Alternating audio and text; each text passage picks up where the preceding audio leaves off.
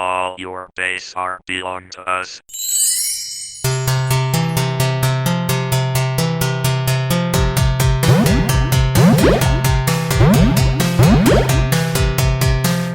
Hello and welcome to Fake Geek Girls, a podcast looking at nerdy pop culture from both a fan and critical perspective, encouraging the things we love to do better.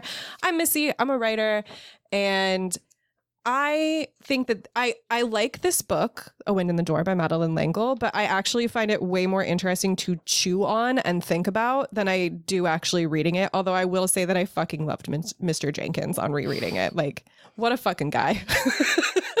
Okay, let's talk about A Wind in the Door. Oh, I didn't introduce myself. Oh, introduce yourself. I'm Marianne. I'm going to have fun editing this I'm going to shoot Missy in the face if she's not my friend. And I agree with you that this wasn't my favorite. I think what this did force me to do is just go along for the ride. And like, but in a way... I made that face for a deliberate reason. In a way that... I don't say this in a derogatory way, but... along for the ride in a childish way. Yeah. No, for sure. And that's something we'll talk about in the episode. Just a heads up. This episode might be a little funky because I'm having a refrigerator delivered and it's definitely going to interrupt our recording, most likely. And my husband's about to take the door off and might make a bunch of noise. So, like, pardon us if this is a little weird. So, A Wind in the Door came out in 1973. It's the second book in the Time Quintet or Quartet, following a slightly older Meg Murray from A Wrinkle in Time. In this book, Charles Wallace is now attending school and is being bullied with Mr. Jenkins, Meg's former principal, overseeing his elementary school. Why did he have such a... He really hated that kid. I guess, did he? Anyway, we'll get into it. Yeah. But I felt have so many feelings about Jenkins. Yes. Charles Wallace tells Meg that he sees dragons in the garden, which Meg doesn't initially believe. It turns out that the dragons are, in fact, a cherubim sent to be part of a class with Meg, Calvin, who honestly is kind of useless in this book. Like Calvin? Yeah. But he's there for moral support. He is. I love Calvin. I love Calvin. And he has no faults. No, Calvin there are no faults. There are no farts about Calvin. Faults and no stars. There are no faults and no stars. So it's Meg, Calvin, and Mr. Jenkins himself, as well as Sporos, who we meet later. Charles Wallace is experiencing some kind of illness believed to be caused by an issue with farandulae. Yes, farandulae. Farandulae. I listened to it, so I got... Mary can correct my pronunciation. A fictional organelle associated with mitochondria, which are very real. Mitochondria are real, farandulae are not. Meg, Calvin, and Prognoskis. I think it's Prognosis. Prognoscus? I think so. Okay. I can't remember. Whatever. Prognoscus. They all learn about the ectroi. Ectroi. Ectroi? I don't think that's right, but I don't know what else it would be. They all learn about... I'm going to say ectroi because that's how I pronounced it and whatever. Ectroi, a universal force or creature that unnames things, resulting in their destruction, and find that the ectroi, which I also misspell multiple times throughout this outline, are trying to convince Charles Wallace's farandulae to not deepen, preventing his mitochondria from flourishing. This makes no sense if you hadn't read the book, so just... This is why I felt like I was along You're just along for the ride. The class journeys into Charles Wallace in a very Magic School Bus fashion to convince Sporos, another member of their class and one of Charles Wallace's farandulae, to deepen before Charles Wallace dies from his illness. They eventually do, as Meg learns to oppose the ectroi by becoming a namer, which is accomplished through identifying the goodness in others and loving them for it, even if you don't particularly like them. I do think the idea of naming is more complicated than this. Like, it's not as simple as just loving somebody. But I also think it's something felt rather than understood, which is going to be a recurring theme in this episode. I think that to make it more complicated would be difficult to make it into a children's book. I 100% agree. Because it is another recurring theme of this episode. It is like a profound idea, and to like understand it would be difficult for a child. I agree. Children are not stupid, but like that's difficult in general. Yeah, it's hard for adults too. I think it's hard for adults and it's hard for children for different reasons. Children can't grasp like the intricacies of it. Adults can't set variables aside long enough to puzzle it out. So just trust me if you haven't read the book. Just trust me. If you haven't read the book yet, just trust me that it's better than it sounds in execution. Like the execution is better. But it's not great. Yes and no. I think the book needed to be longer. I can agree with that. Yeah, I just think it needed to be longer because I think we moved on from things too fast. Yeah, I can agree with that. I don't say that often. Yeah. But I get it's a children's book. Yeah. Children's books are not really long. Yeah. So I think it's maybe not an elephant in the room when it comes to this book, but maybe like some kind of smaller but nonetheless disruptive animal. Seals are disruptive. Yeah. Which is that a lot of this book's plot mirrors A Wrinkle in Time's to a degree that is maybe not straight up rehashing, but does kind of feel lackluster. When you put the naming to love, it is the same. Yes. I think what we're learning is to love someone we don't like. So it's loving somebody. That's exactly what she does. Well, she doesn't love it. They're very clear about the fact that Meg does not love it. She loves Charles Wallace. Mm-hmm. So I think this is shall we say, a deepening, which a joke I'm going to make about 65 more times, of the themes of A Wrinkle in Time. We already read the story about how nobody is too small to matter in the battle against evil, right? We already know evil has to do with erasing individuality, humanity, etc. So why are we doing this again? Why is Meg saving Charles Wallace again? In some ways, it does start to feel like an attempt to cash in on the first book, which I don't know, maybe it was, right? That's not a question that we can actually have the answer to unless we whip out our Ouija boards and call Madeleine L'Engle up, which we're not going to do. Instead... Didn't she pass away? She did. Yeah. So we'd have to use the Ouija board. We can't get on the phone. So instead, let's think about a different question. If this is a rehashing of the first novel, what reason would there be for doing that isn't a cash grab? What can we gain from this story that we didn't from the first? And does the story work for us? And the first thing I think that we need to get into here is the idea of the microcosm. So one of the most important themes of the first novel is that it doesn't matter how small or unimportant a person. Here we're using a very broad definition of person. Human. No. Oh, yeah, you're right. You're right. Sorry. Bigger than that. Being. Yeah. One of the most important themes of the first novel is that it doesn't matter how small or unimportant a being seems. They can have a huge impact on the trajectory of the universe. At its most basic level, this novel is another demonstration of that theme, right? Charles Wallace seems to be important to the fate of the universe, and his farandulae are not deepening. So again, it's clear that the microcosm affects the macrocosm, right? The small things happening in Charles Wallace's body affect the universe. In the first book, we were centered on people, like humans, right?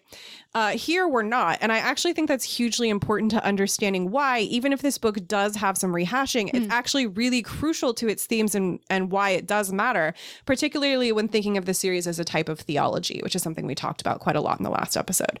So first, let's talk about the use of the microcosm here. Though farandulae are an invention of L'Engle, mitochondria are very real. And their relationship to their host cells was actually popularized in 1967, so about 6 years before this came out, in a paper by a scientist named Lynn Margulies. So Margulies was an evolutionary biologist who, in addition to this paper that we're going to talk about, she was also known for some very fringe theories. But she also helped popularize this idea that we're going to discuss, which is like hugely important in understanding biology. So Margulies suggested that mitochondria had an endosymbiotic relationship with host cells, meaning that mitochondria were distinct organisms living in a symbiotic, i.e. positive relationship with host cells. This wasn't like a fully new theory, but this helped popularize the theory. And again, this is kind of earth-shattering for the understanding of humanity up to this point. To live within we have distinct organisms living inside of us that are separate from us. They have distinct DNA. And she was right. Cars, insurance companies. Exactly. And she was right. She stuck with the theory even when it was unpopular, and it was later proven definitively that mitochondria are descended from a unique bacteria and contain their own DNA. So That's our cells, crazy. I didn't know that. Yeah. So our cells, already too small to be seen with the human eye, contain effectively their own organism with its own DNA. That's how fucking small we're talking. Now, L'Engle goes a step further with farandulae, suggesting that there is a yet smaller organism inside of mitochondria that is as important to the mitochondrion as the mitochondrion is to a cell, as a cell is to a body, as a body is to a community, and so on. This paper would have been contemporary to L'Engle, and as a woman who is clearly interested in science, it would not be surprising for her to have heard of this theory and read this paper. So in the essays Symbiogenesis, Please pardon my pronunciation. I am not a scientist. Symbiogenesis, Selfhood, and Science Fiction, which is by Laurel Bollinger. Bollinger writes, symbiogenesis offers a strong challenge to writers responding to biological theories. Beyond reshaping Darwinian understandings of evolution, Margulies' ideas also call into question identity itself. Rather than imagining myself as an I, Margulies' research suggests that I am always we, always a product of fusion, whether with the microbes currently at work generating essential vitamins and contributing to digestion in my intestines, or even more fundamentally, at the cellular level, where my mitochondria have separate DNA from my own, passed through the maternal line from generation to generation. In her book Symbiotic Planet, Margulies describes the identity that emerges from such absorptions as, quote, individuality through incorporation. Such a redefinition of individuality calls forth anxieties in writers, often gendered anxieties, that center on the implicitly feminized selfhood Margulies' theory invokes. So something we talked about in our previous episode on this series was the common reading of A Wrinkle in Time as being anti-communist because of its exploration of sameness and conformity on Camazotz. We basically came down on the side of that being a not impossible but sort of ungenerous or unimaginative reading of Camazotz. If you haven't listened to that episode yet, it's kind of weird that you're listening to this one, but you do you. I'm not going to judge you. You can go listen to that one for why we came to that conclusion. It seemed more likely to us, and from what L'Engle has said elsewhere, that it was against conformity and authoritarianism. And I think there is a deepening, again, of that idea here in A Wind in the Door. Because as Bollinger points out, Margulies' theory means that any I is always a we. They are our mitochondria, yes, but they are also distinct from us in a certain sense because they have their own DNA. We'll talk a little bit more about the feminized selfhood part in a bit. That's the next quote I'm going to move on to. But for now, interesting, right? I think this is actually key to what does make A Wind in the Door an interesting addition to what we learn in A Wrinkle in Time. It's less human-centric, right? Humans are not the key to every problem. And it situates us as a community in ourselves. If we view ourselves as little communities, like individuals, like me, I am also a community. I think they say in there, like, you are a solar system. Yes. Yeah. If we view ourselves as little communities, it becomes easier to see how dependent we are on the small things. If Charles Wallace's farandulae do not deepen, his mitochondria die. If his mitochondria die, he dies. If he dies, his family is affected, but so is the larger world because of his importance in the grand scheme of things. It's a hammering home of the point we know from A Wrinkle in Time, but I think rather than rehashing it, it deepens it. Because without humans at the center of the story, we instead have to think of ourselves as parts of a chain, right? Yes, we may be important, but we depend on things smaller than us, and things larger than us depend on us. We're not at the top. We're part of a complex web of interdependence, which is actually another theory that Margulies proposed. The Gaia hypothesis, which Margulies worked on with James Lovelock. The Gaia hypothesis suggests that living organisms and their inorganic surroundings are part of a self-regulating, interdependent system. This theory is the subject of criticism and not really accepted at a scientific level, even though some scientists have said it works well on a metaphorical level, the idea that we exist in a chain of interdependence. But this idea is also something that we can see reflected in the Time Quartet, that we are interdependent on one another and on the world we live in, both at the micro and macrocosmic levels. So in that essay by Bollinger, Symbiogenesis, Selfhood, and Science Fiction, Bollinger writes, while endosymbiotic theory may not at first seem directly connected to gender, its redefinition of selfhood certainly is. Even setting aside Margulies' own gender and the recognition in the case of mitochondria that inheritance is through the maternal line, the notion of selfhood through incorporation is implicitly tied to the feminine. After all, we are accustomed to considering that women may sometimes incorporate other selves during pregnancy, with their individuality both challenged by and reaffirmed through such incorporation. Much modern medical advice to women is couched in terms that render women always potentially pregnant, counseling all premenopausal women to eat particular foods or to avoid specific medications simply on the basis of their implications for women who might conceive. Did you know that I think it's only with boys the boys leave their DNA in the moms for like 2 years. Like they can live. I didn't know that. I think it's only with boys for some reason. Interesting. So again, something like that. As we talked about in the last episode, gender may not be the first thing you think about when you think about A Wrinkle in Time. but it is present, not only because Meg was a female protagonist in an adventure story before that was a widely popular thing to include, but also because there are other challenges to gender expectations throughout the story. So in A Wind in the Door, we once again have Meg at the center of the story. The fate of Charles Wallace and the fate of the world that Charles Wallace will later save depends on Meg. She might be aided by men in her journey and characters who we might read as men, but who are not men in the typical sense, such as Bludgeony. I don't know about that one. Bludgeony. I think it's Bludgeony. Whatever. And Progo. But the story still rests on her specific ability to name. Now, I do think we mentioned in the last episode that there is a reading of this that assigns Meg this ability and responsibility to love people because she is a woman. And I don't want to pretend that there's no reason to think about that or that it doesn't matter because the author is a woman or whatever. But as we mentioned then, there is a deeper thing at work in Meg's ability to love. Her faults, specifically her anger and her stubbornness, which are not a part of appropriate femininity, are also key to her ability to do this, right? So I think it's tempting to be like, well, of course the protagonist, like, oh, the power of love assigned to a female protagonist. Yeah, I hear you, but also it's more complicated than that, right? So she's still angry. Yeah.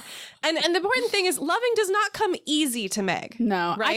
I can see the temptation though of like the need to learn. Like yes. Like that you have to be that way. Yes. But I think that I think that the author is probably seeing that as everyone needs to. Exactly.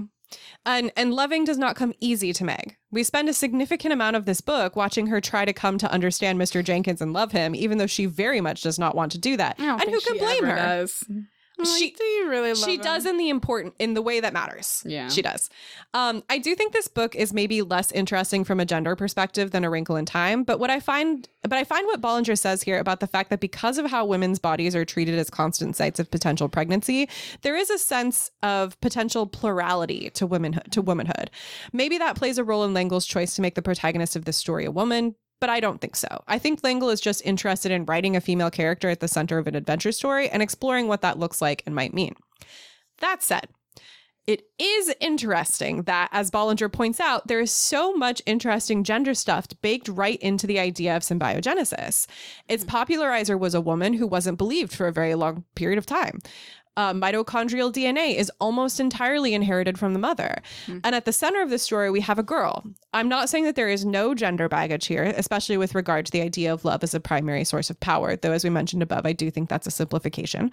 But rather that there is an interesting exploration of a feminine power as well. And I don't mean that in a divine feminine way. Divine feminine is bullshit. Divine feminine, if it's fed to you by the patriarchy. Exactly. If you're like, oh, the divine feminine, I encourage you to read some criticism of the idea of the divine feminine and understand how that comes from like bioessentialism and can be deeply, deeply transphobic. It's part of a pipeline. Exactly. Anyways, not to get off. No. No, I think that's the thing to get. I have big feelings. Yes. So I don't mean this idea of feminine power in a divine feminine way. What I mean is that this book, through its invocation of mitochondria and symbiogenesis, does, intentionally or not, remind us that of the often forgotten contributions and importance of women, right? So another quote from that same essay, Symbiogenesis, Selfhood, and Science Fiction by Laurel Bollinger.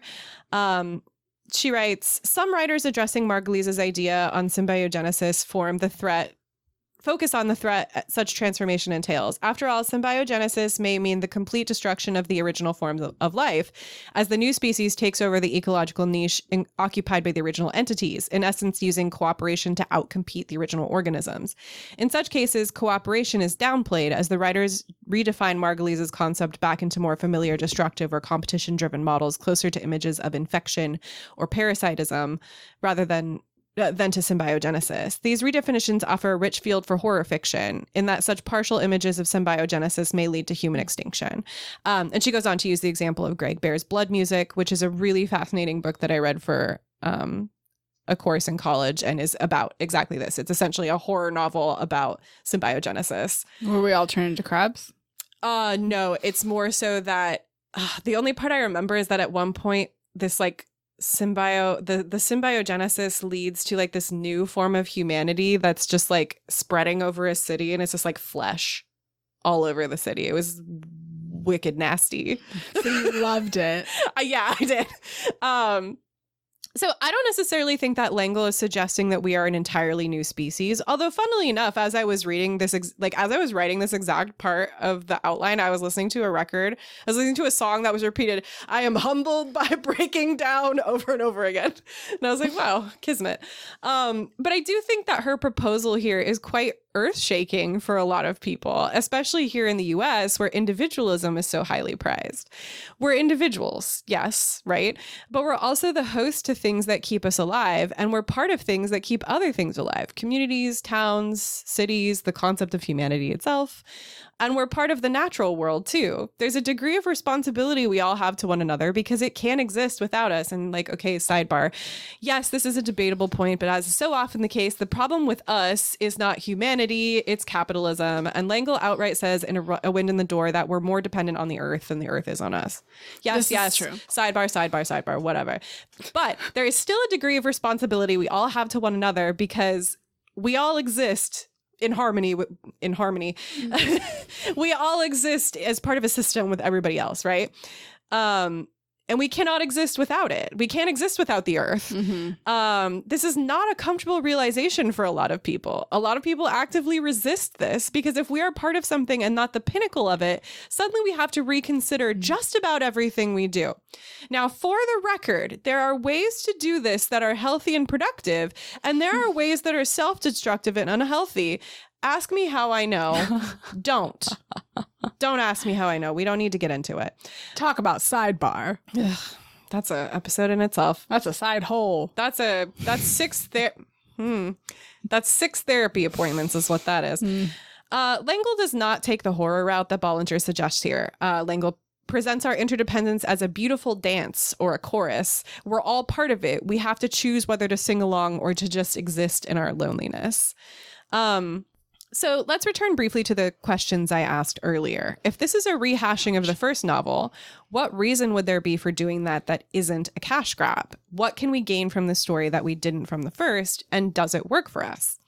I think using the above, the idea of the microcosm, the interconnectedness of things, etc., we can determine that there is a reason to rehash this story at the microcosmic level. It destabilizes humanity as the most important thing in the story, and it emphasizes that we too are part of this chain.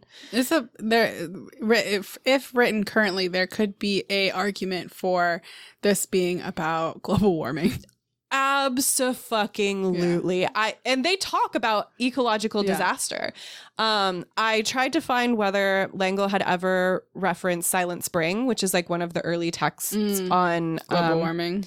Not specifically on global warming, but on the human effects of everything we do on the natural world. And I couldn't find any evidence, but like I would not be surprised if L'Engle had read Silent Spring and that influenced her writing of this book in particular. Yeah. That's how I see it. This is expanding love. Yes. 100%. So I think that idea that it destabilizes humanity is the most important thing in the story and emphasizes that we're part of the chain. I think that answers the second question as well. And to remind you, the second question is, what can we gain from the story that we didn't from the first? We don't get humanity as part of the chain from the first, right? Because humanity there feels like the smallest possible thing, right? It feels like a relationship between people. Because if the fate of the universe hinges on Meg, that makes Meg the smallest thing in the universe. But we know this book says, no. Meg is her own pinnacle, right? There are things much smaller at work. Or if it's not that humanity is the smallest possible thing, then it's that humanity is small, but a caretaker of everything beneath it. In fact, in L'Engle's world, we also have our own caretakers.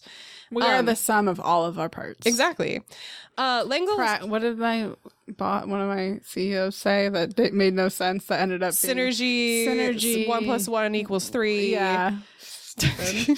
L'Engle sums it up very well with an exchange between Sporos and Meg. Sporos doesn't want to deepen and asks why the Farandali need to care about Charles Wallace.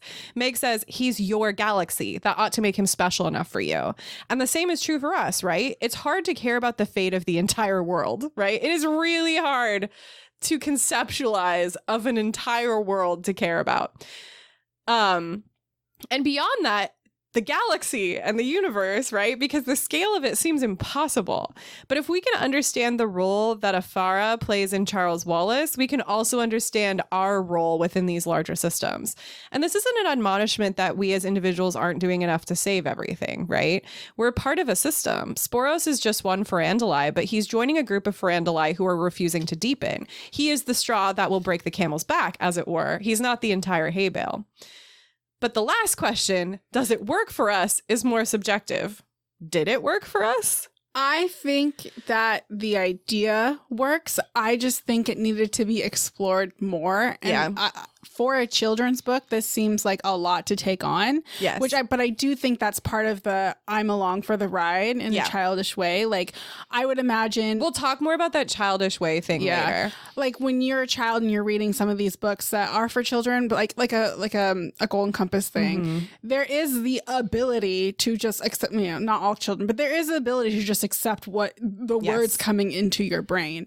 I just think, like I said, I just think this needed to be longer. I think we moved on from things too quickly and focused on some things. Like, we could have had a whole book on, there's like one concept that is like just dropped toward the end. It's just like, oh, and also there's this. And let me see if I can find it really quick. You keep talking. Well, that's all I had to say, folks. That famous Looney Tunes song. It was all correct. Everything about it. Yeah, for sure. Totally correct. For sure. Anyway, a lot of these concepts like naming and deepening are introduced and like explored through feeling, but you never know what they are. And then we talk about Xing a lot. Yeah, and we it's talk about pretty Xing easy to figure out. Yeah. I would say for me, did it work? To the question of did it work? Yes and no. Yes, I think this is a beautiful book. There was a lot about it I really loved, like the experimenting with form, everything I learned about mitochondria, especially with within the context of Margolisa's research. I was like lighting up. I was like, oh, hell yeah, let's go. And how hysterically funny I found Mr. Jenkins, because the last time I read this book, I was probably pretty young and was like, man, this guy sucks. And he does suck, but also relatable. Yeah. If you put me in a situation like that, I would probably also be really baffled and irritated. Well, and I think too, now that I think about it, like this is a different time in which we handle children. Yes. And we're gonna talk about that. Definitely toughen up. This kid's a little weird. He's got to figure it out. But how to exist. But there's still an understanding of like Meg saying, "But why? Yes, you don't have to be that way." Yes. But I did want... So she tortures him. And so she tortures him. But I did want more from it. The plot arc is not quite a mirror of A Wrinkle in Time, but it is very similar in a way that left me feeling kind of underwhelmed because I felt like I knew where it was going to go. It's not bad per se, but I know L'Engle is a skilled and imaginative writer, and I wanted to see more from the plot. A lot of this book did feel like standing around, and it was missing some of the wonder of A Wrinkle in Time. While reading it, I was like, is this taking place in a week? It feels like it's taking place in about 3 hours to me. Yeah, and I feel like they're in the same place the whole time. Yeah. So, I mean, I guess they kind of are. Yeah, yeah. But, it just, I guess A Wrinkle in Time takes place in such a grandiose world that is so big. You really feel the awe and wonder, and I didn't have that as much in this. And I think you needed that because when talking about your body as a galaxy or things like that, you still need that feeling. Because if you're not giving that feeling of grandiose world in which we live in, and that's kind of like what she's saying, I think that's what's missing. Yeah. I also would love more junk science. Yeah. I think this would make a great contemporary book. Longer, more in-depth. Which is funny because it's only just junk science. Yeah, but it's enough to be... The Ferandali are not real. No, but mitochondria and everything else in that are real. But man, that's how that's how I feel, folks. Ba-dum-bum-bum. I'm going to record you doing that so I can have it as a thing on my soundboard. Oh my God, that'd be amazing. I wasn't feeling the beauty of the universe in the same way in this one. And that I think is so crucial to my understanding of A Wrinkle in Time. And I think this one in particular really needed that. Yeah, I agree. So I enjoyed reading it, but I would have liked more of the magic of A Wrinkle in Time. Luckily, there are 2 more books. And while I remember next to nothing about A Swiftly Tilting Planet, Many Waters was actually my second favorite in the series when I was a kid, which is crazy. We could talk about why it's crazy when we get there. But I tabled at Worldcon last year with Authors Against Book Bans, and someone came up to, we were talking about the banned books at the table. One of them is A Wrinkle in Time, and everybody was like, "Why would that have been banned?" And I was like, "Well, it was probably on account of the putting Jesus right next to Marie Curie," and everybody was like, "Yeah, that's a fair point." And then I was like, I was talking with somebody and we both agreed that Many Waters was our second favorite book, even though neither of us were religious. So that we'll talk more about that when we get to Many Waters. Do you have anything else to say about the idea of the microcosm before we transition? Okay. No, that's so all I got. I'm loving it. It's all different. In our Wrinkle in Time episode, we talked about how L'Engle, to our reading, is very deliberate about critiquing forced conformity, which again was sometimes read as being anti-communism, but that feels like a misreading. She leans on that again in a Wind in the Door, but in a different fashion, this time using the ecthroi and their ability to X or unname. If the biggest threat in this book is that of being unnamed, then we have to try to understand what naming is and why it matters. And this is like the opposite of fairy. The opposite of fairy. Because if you the true name. the naming thing. And I think that comes down again to the celebration of individuality, not individualism, which is the idea that places personal freedom over the needs of the group, but individuality, meaning the things that make us individuals. Even a collectivist society is composed of individuals. Human beings are not ants. We can be individuals unless they're animorphs. And anytime I think of ants, I think of animorphs, and I'm like, no, don't be an ant. Don't be an ant. No one wants to be an ant. Nobody wants to be an ant. Even a collectivist society is comprised of individuals. We can be individuals in service of a group's needs, even as we maintain our individuality. So, naming. What is it? Initially, it's sort of identified by its absence. The book talks a lot about not being named. Progo describes not being named as a very lonely feeling and says that, quote, part of the purpose of memorizing the names of the stars was to help them each be more particularly the particular star each one was supposed to be. So a name's absence means loneliness, and the presence of a name helps you become who you are supposed to be. But it actually goes a bit further than that, too. The name of the ecthroi is its function. The symbols that Mr. Murray draws for his equation to show his discovery of the force that he suspects are targeting the screams in space and the farandulae and mitochondria are epsilon, chi, and theta, making ecth. Again, excuse my pronunciation. I'm pretty sure that's exactly how. The equation that defines them is also their name. So their name is their function. The death/disappearance/scream of the mitochondria and space itself being connected to this equation, which itself begins with eth, is fascinating. If the process of naming tells us who we're supposed to be, is calling the ecthroi that part of the problem with the ecthroi? That gives so much power to parents. Yeah. Is that why Meg has to name them in the end? It's important to note that L'Engle does seem to reject a Calvinist viewpoint of predestination, and she has said outright that she's not a Calvinist. I cut this from the A Wrinkle in Time episode, and Calvinism is more complicated than predestination, blah, blah, blah, blah, blah. We make choices. We are not predestined to do anything, so that does seem to fly in the face of their name determining their purpose. Maybe L'Engle's just having fun. I don't know what she was doing there. Progo adds a little more complexity to the ecthroi when he says, quote, I think your mythology would call them fallen angels. War and hate are their business, and one of their chief weapons is unnaming, making people not know who they are. If someone knows who he is, really knows, then he doesn't need to hate. Here we have that sort of casual invocation of religion that we saw in A Wrinkle in Time. There it was referring to things like guardian angels and Jesus and so on. Here it's referring to fallen angels and making the ecthroi similar or the same as them. We'll talk more about religion later. The more interesting part is the idea that unnaming makes people not know who they are, and that if you know who you are, if you are named, you have no need to hate. Likewise, the book later says, quote, it is the nature of love to create, it is the nature of hate to destroy, unquote. So unnaming then causes hate and can be said to be hateful itself. One of the major plot points is Meg having to identify and name Mr. Jenkins. There's 3 Mr. Jenkins and she has to figure out which one is the real one. And I just love that she's like, you're the one who makes the most mistakes. You're the human one. I love that. I knew as soon as the one was like, I'll fix the situation for you. I'm like, that's not him. That's not a human. She does successfully do that. But even then, Mr. Jenkins has a harder time with the mission that they're on than the kids do for reasons we'll talk about in a bit. To teach Mr. Jenkins about kithing,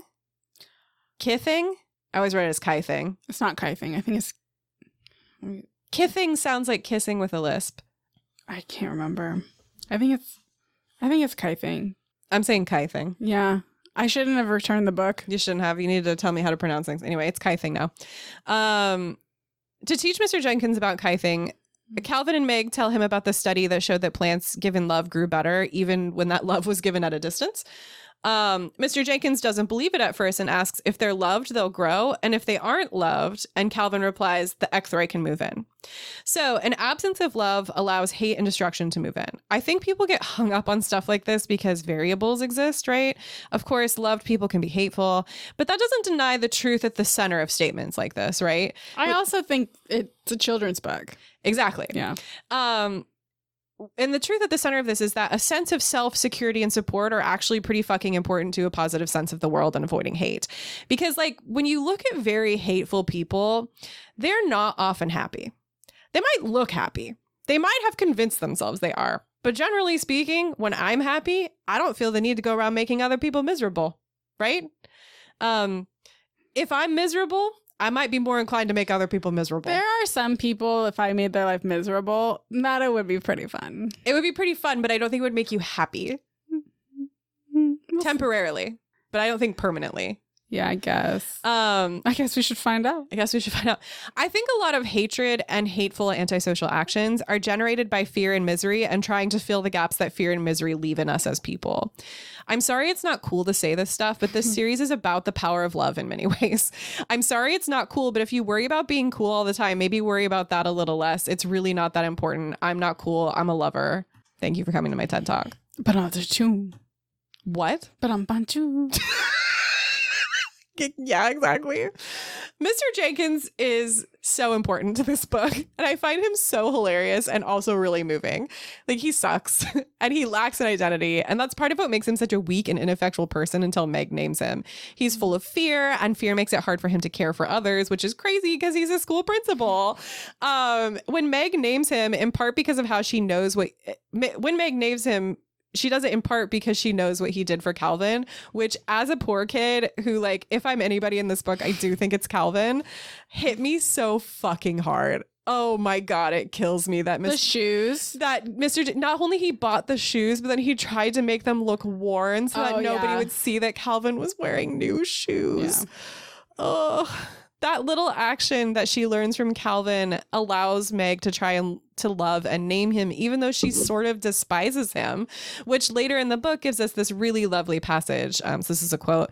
Mr. Jenkins, unique as every star in the sky is unique, every leaf on every tree, every snowflake, every farandula, every cherubim, unique, named. He gave Calvin shoes, and he didn't have to come with us to this danger and horribleness, but he did. He chose to throw in his lot with us when he could have gone back to school, and his safe life is a failure. I think Jenkins is able to go along with them in part because Meg names him, right?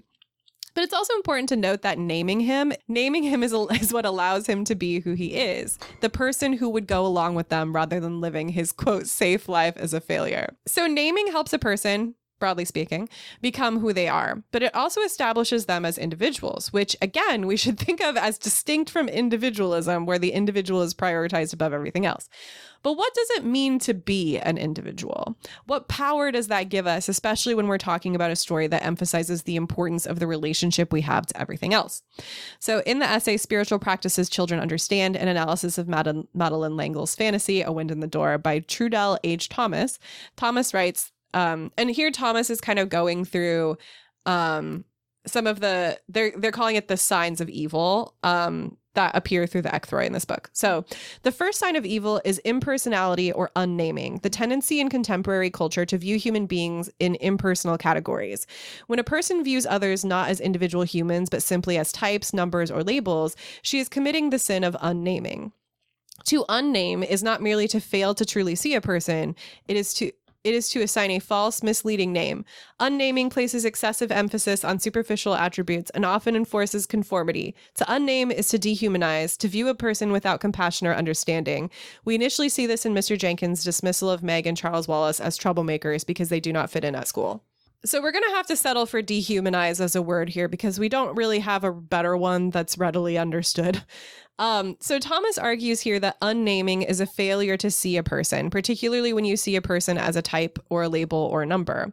Racism is a type of unnaming, as are sexism, classism, and most of the classic isms. Now, this gets a little complex when we think about the lack of a name as a source of hate, right? Because that implies victims of racism, sexism, etc., are more inclined to hate, which I think we all know is fucking ridiculous. The unnaming itself is the hateful act. So I don't think unnaming maps directly onto judgment the way that Thomas might be suggesting here, but it is nonetheless a good, broad metaphor for what's taking place in the process of unnaming. It's the destruction of the individual. It's interesting because as you talk about it, what I can think of is like statistics and data on the world, and this book doesn't feel anti-science at all. No, in fact, it feels the opposite. But it does that. Like if you could make the connection to like not anti-research and like data and stuff, but I think it would have been interesting to play with that. I think what she's doing is she's saying that when we look at people as types or numbers, we are failing to see them as people. And I think that's true. Like I think agree. that's very, very true, including in scientific research, right? I mean, just for the sake of example, the number of medications and things that are tested on people, but are not tested on women. Yeah. For example. Yeah. The transformation of the person, the self, into a number or type, denying them of the humanity that makes them that individual is really the problem here. It is difficult to dehumanize a person that you know as a person, right? If I know you, Mary, it's difficult for me to dehumanize you. It's not impossible, but it is a lot more difficult to dehumanize you. And I think, and I might take this out just because I didn't really think it through until literally just now. So this is entirely off the dome. Off the dome. But we're talking about this in a really negative sense. Like unnaming is like the source of isms, for example. It's the source of racism, sexism, or it stems from those things. We can also do this in a positive sense. Nothing matters. I get really peeved when people assume things about me based on my identities and the intersection of my identities in a way that you're annoying. That I'm annoying. I am annoying, but I don't think you are. God, what was I thinking of? Even really like benign assumptions about me kind of rankle. So like I'm a bisexual woman. There's a very popular like meme format that's like every bisexual woman is attracted to every woman and one fictional man. And usually it's the gamer. The gamer? Online, that trope is like, what bisexual don't you know and why is their husband a skinny gamer? That's the online. My husband is a skinny gamer. But those are some, and nobody's doing this to unname me, right? Nobody's doing this for that reason. In fact, I think a lot of people embrace it. Absolutely. And like there are certain stereotypes I think are funny. I do think bisexual sitting funny is. I like iced coffee. Like I feel like I see iced coffee applied to everybody, which is funny. It is funny that it's applied to everybody, but I get really peeved off. I get really peeved about that. I get really peeved about that kind of thing because it does deny me my individuality and it suggests that I am the way I am because of an inherent characteristic. And I don't like that. I don't know if I have this. Like, I am pretty like typical person. I guess the thing, like if I had to do that, it'd be as a mother, like raising boys is just different. Or, I mean, you do have this though. Like as a woman, you should like cooking. Oh yeah, I fucking hate cooking. You should like homemaking. I could never be a stay-at-home mom. Right. And that's the kind of thing I'm talking about. And like that's a gendered expectation that's different from like people assuming that I like one fictional man and every woman. I can tell you there are many fictional people. Many people of all genders. People of all genders. And I feel it's like not as dramatic, but like I do feel dehumanized by some of these things. And again, nobody's doing this from a sense of like trying to dehumanize me, but I don't like being assigned a type and then it being like you don't fit that type. You know what I mean? So you see what I mean this is what happens when I don't write something down and I just have to kind of think it through as I'm talking about it. Yeah, but I like that. Do you mean like does it feel like you in this world in which you can potentially or do have a community, you are now being cast out. Yeah, in a certain sense. And like, and to broaden it a bit, I mean, you see this a lot in like discussions of queer community, who gets to be a part of it. There are certain like I can talk about bisexuality, but let's also talk about like ace people and aromantic people who don't experience attraction in the same way that I do, or who experience it in a different way, and are therefore not accepted or trans people are not accepted in certain queer spaces because their experience of queerness doesn't map onto ideas about sexuality and romance, right? So they might be excluded from certain spaces in the name of preserving a name, like a quote unquote an idea. Capital N name. Yeah. Like you're not queer enough because you don't experience attraction in the way that I do. Therefore, yeah, you might be something like me, but you're not actually like me. This gets so much more complicated when you talk about you Missy feelings on attraction and queerness. And never ask me a question is the gist of this. If you ask me a question, Missy will prove you wrong. It's not even that. I just won't shut up. It is interesting, though, what you have to say. You can email us if you want to know. Yeah, I'll work through it in an email for you. My point here is that I think we're going to be, and this is probably how L'Engle intended it, because again, this is a book for children. I think we're going to be tempted to read this as unnaming is inherently a hateful act done by hateful people. But I also think that when we don't allow for, when we push rigid roles, we are also doing a sort of unnaming. The idea that bisexuality must look one way in order to be bisexuality is a form of unnaming to me. Well, and then you throw in like pansexual. And, yeah, everybody's entitled to use whatever fucking word they want. But when people come to me and tell me that the reason that I call myself bisexual is not a good enough reason to call myself bisexual, then I'm like, okay, I'm going to call myself bisexual more. I am politically, romantically, and sexually bisexual. And if you want to know what that means, contact at fakegategirlscast.com. I'm not getting into it right now. You are petty bisexual. I am petty bisexual. Let's move on from that. So in the same essay, Spiritual Practices Children Understand by Trudelle H. Thomas writes, the second sign is narcissism, or what L'Engle would call a failure to deepen. Similar to what Hay and Nye call possessive individualism, narcissism is an unhealthy preoccupation with the self without regard for other beings. The narcissist lacks a sense of connection and responsibility to others.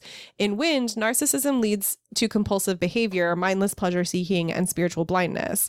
Meg meets a creature named Sporos who is trapped in his narcissism and thus cannot deepen. He is unable to concentrate, make commitments, or sink roots.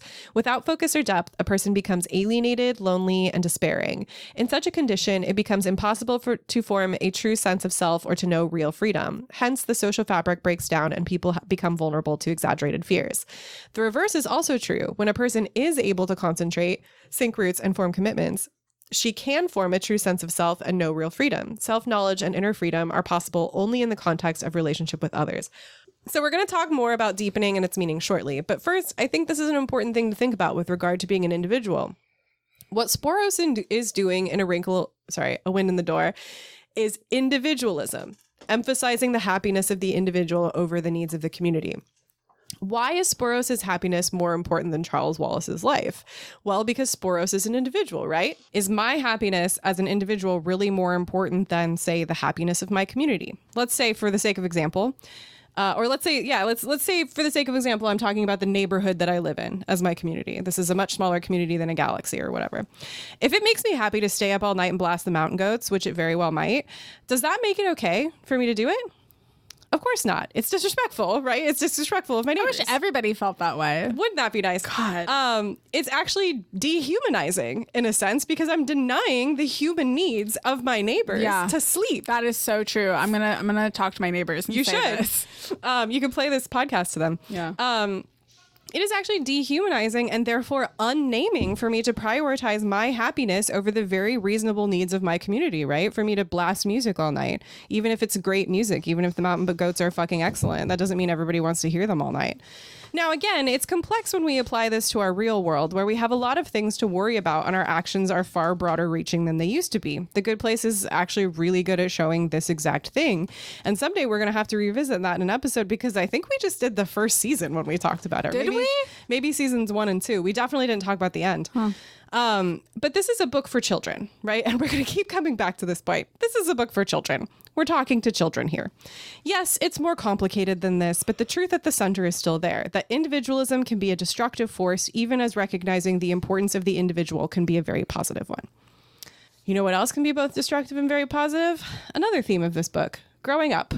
I have to admit, I was kind of surprised to see this turn up as a theme in this book, in part because I'm biased toward fiction I know is inspired by Christian themes. And I assume it's always going to be like the Chronicles of Narnia and suggest that growing up is the worst thing that you can do. We haven't done Chronicles of Narnia, but Which is surprising. it is surprising, but it is a lot. It's a lot to read. Yeah. It would be definitely be a series. Yeah. I'm sorry. I'm his Dark Materials pilled at this point in my life. I really should have known better, given everything we discussed in A Wrinkle in Time about how L'Engle is deliberately pushing back on some aspects of Christian dogma, even while being Christian herself. But still, it was a pleasant surprise. And in my opinion, a very challenging position for an author to take in children's fiction, particularly the way that she does it. Because she recognizes that growing up, or deepening, which is a sort of an aspect of growing up, I'll say, and only kind of, it's really complicated. Which we'll discuss that more in a bit. She recognizes that growing up does require a certain degree of giving things up, right? But growing up has benefits too, such as truly developing into the person that you are. I think this nuance is something I don't often get from children's literature, although admittedly, I'm not a super big children's literature reader. And I'm using children's very deliberately here because this is actually a middle grade series, not a young adult series. So, you know, in my experience, in my very limited experience, children's literature tends to shy away from the more nuanced depiction of growing up. It seems to be universally good, like, yay, independence, or looked upon with skepticism, as in something like the Chronicles of Narnia. I like the way the Animorphs did it. Yeah, and his Dark Materials. Sad.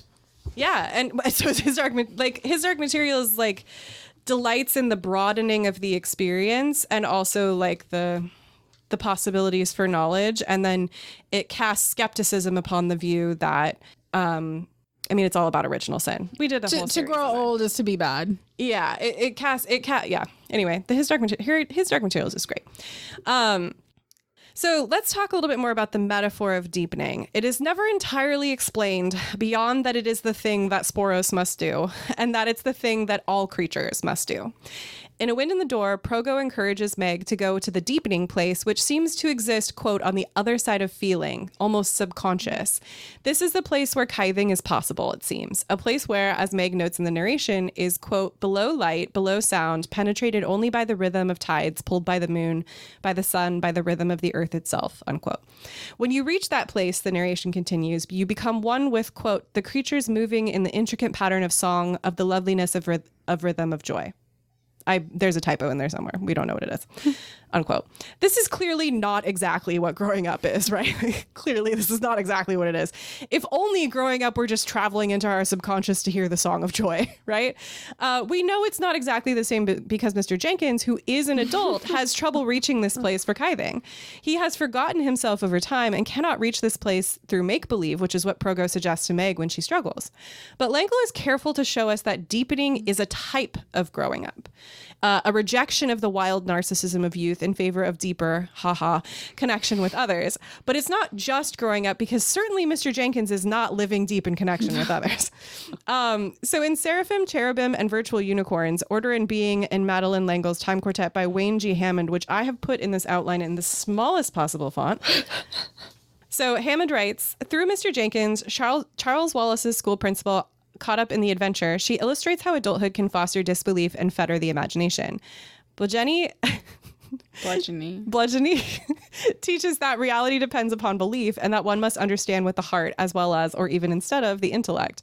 Imagination and intuition may be more useful than reason. Let's pretend can be more than a child's game. It can be a means of seeing truth. Only in that way can a human being conceive of things on a hugely macroscopic scale, such as a galaxy, or of things so small as to be beyond rational conceiving, such as foranduli and mitochondria, organisms that live, one inside the other, in our cells, so tiny that a human being is a whole world to a mitochondria and a galaxy to Farandula.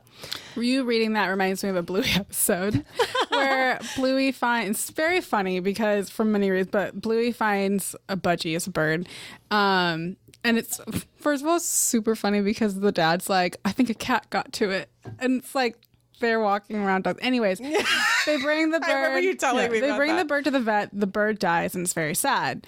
Bluey goes home and recreates this with her sister and her mom. And the mom comes out and like, the bird is alive. And she goes, no, mom, you have to do it where the bird is. She's clearly like playing make believe in order to understand death. So that's what it reminds me. Like make believe from things I've read and stuff, like make believe for children is like important. I think it's also important for adults, and we don't do enough of it. Yeah, it's important, and it's part of the reason why giving kids so much screen time, like it takes away from like make believe and things like that. Let me tell you, I'm make believing all the time. And why so many people push open-ended toys. Interesting. So in this way, I think deepening is a useful metaphor for growing up, or maybe growing up is a useful metaphor for deepening. But it is really more about worldview than it is about age, because it is possible to be an adult who is unwilling or unable to use their imagination, as we see with Mr. Jenkins. The transition out of childhood does not guarantee that you are deepened. It's the rejection of the narcissism and self-involvement, perhaps the individualism, that causes deepening, and adults and children are both equally capable of those things. That said, I don't think the idea of growing up is useless here, because I think children are not entirely capable of grasping the size and scale of the universe. I think children are to some degree narcissistic by nature, not like in a pathological way, just in the way that comes with not having a full concept of yourself or of others. My kid says mine so much. And she has no idea what that means. I hate it when she says it. I tell her nothing is yours, which probably isn't the right way to handle that, but sure does. It sounds bad. I mean, like when I was doing it back to her, Yeah. like it was clear that she did not understand. No, she doesn't. What She mine is too. means. But yeah, it's so frustrating. it's just like I kids. think it's so rude. Kids when they're that age, they like, I think children are to some degree, again, not pathologically, but they are narcissistic by nature. They simply don't have the ability to recognize the full and complete existence of other people. I can see, yes, and I can see that leaving her as well. Like, Oh yeah, that'll happen eventually. yeah, like, it happens in stages, like, and I'll talk about this again later, but like the moment that we recognize ourselves in a mirror is so important to human development. yeah. Because it means that we have formed some sense of self. And I know, like, she can recognize herself. She knows who she is. she saw a picture of herself in Universal. It's like, Alice. Exactly. How?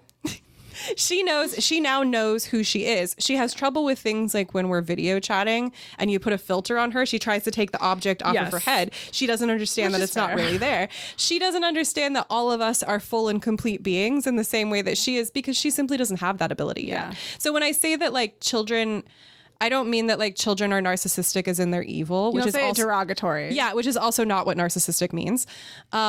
But I think that children, especially very young children, are not yet capable of deepening, right? They have to have this period of